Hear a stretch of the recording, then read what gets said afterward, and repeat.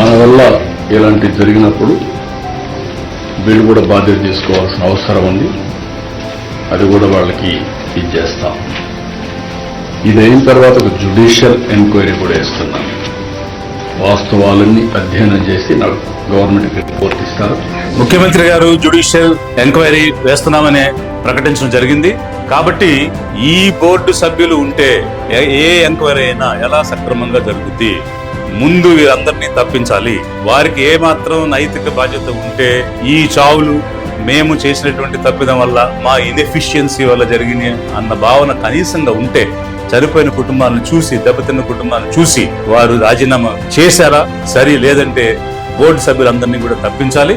అప్పుడు ఎంక్వైరీ సజావుగా జరుగుద్ది. నేను ఈ రోజున అడుగుతుంది, టిటిడి బోర్డు పాలక మండలి చైర్మన్ గారు గాని, సభ్యులు గాని, ఈఓ కానీ, ఏఈఓ కానీ మీరు ప్రెస్ మీట్ పెట్టి క్షమాపణలు చెప్పండి. క్షమాపణలు చెప్తాం, చేతులు కడుక్కుంటామంటే అది బాధ్యత ఎలా అవుతుంది? పవన్ కళ్యాణ్ గారు అక్కడ ఉన్నటువంటి జరుగుతున్నటువంటి విషయాన్ని మొత్తాన్ని కూడా మార్చి తన వైపు తిప్పుకోవడానికి, తన ఇమేజ్ పెంచుకోవడానికి, ప్రజల్లో నేను ప్రశ్నించాను, నేను గొప్పవాడిని అని అనిపించుకోవడానికి సినిమా డైలాగ్ చెప్పినట్టు ఉంది తప్ప బాధ్యత తీసుకున్నట్టు లేదు.